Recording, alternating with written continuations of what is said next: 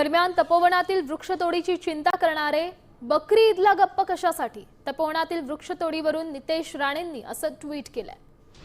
नितेश राणेंनी या सगळ्या संदर्भात ट्विट करत एक सवाल विचारलेला आहे। तपोवनातील वृक्षतोडीची चिंता करणारे बकरी ईदला गप्प कशासाठी असतात असा सवाल त्यांनी आपल्या ट्विटच्या माध्यमातून विचारलेला आहे।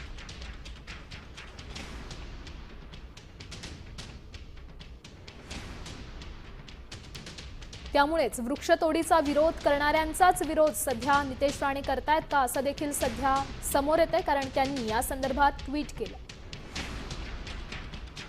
काय ट्विट केलंय पाहूयात। तपोवनातल्या वृक्षतोडीची चिंता करणारे पर्यावरणवादी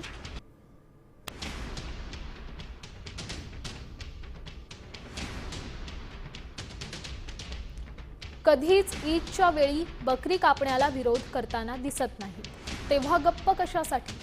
सर्व धर्म समभाव।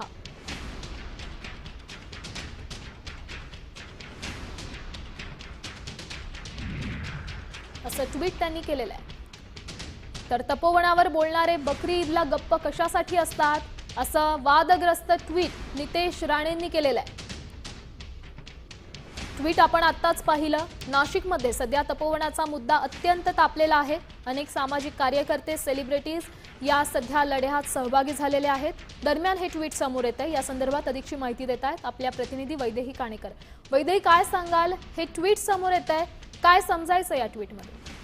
नक्कीच आपण बघतोय की नितेश राणे यांनी एक महत्त्वाचं ट्विट केलेलं बघायला मिळत आहे। तपोवनाच्या वृक्षतोडीवर आक्रमक भूमिका घेणारी पर्यावरणवादी व इतर प्रसंगी शांत का आणि ईदच्या बकरीच्या कत्तलीला का विरोध करत नाही असा सवाल जो आहे तो नितेश राणे यांनी या निमित्तानं विचारलेला बघायला मिळत आहे।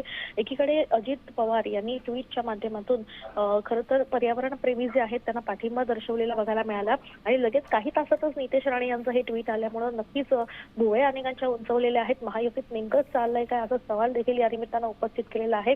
आता भाजप विरुद्ध राष्ट्रवादी काँग्रेस असं खरं तर वाद पुढे चव्हाट्यावर या निमित्तानं आलेला पाहायला मिळतोय। नक्कीच वैदेही, धन्यवाद दिलेल्या या सविस्तर माहितीसाठी। त्यामुळे आता या ट्विटचे काय पडसाद उमटतात हे पाहणं देखील तितकंच महत्त्वाचं आहे। देश विदेशातील प्रत्येक घडामोडींचे लाईव्ह अपडेट मिळवण्यासाठी आता साम टीव्हीच्या सर्व सोशल मीडिया प्लॅटफॉर्मला लाईक, फॉलो आणि सबस्क्राईब करा। तसंच सर्व नोटिफिकेशनसाठी बेल आयकॉन प्रेस करायला विसरू नका।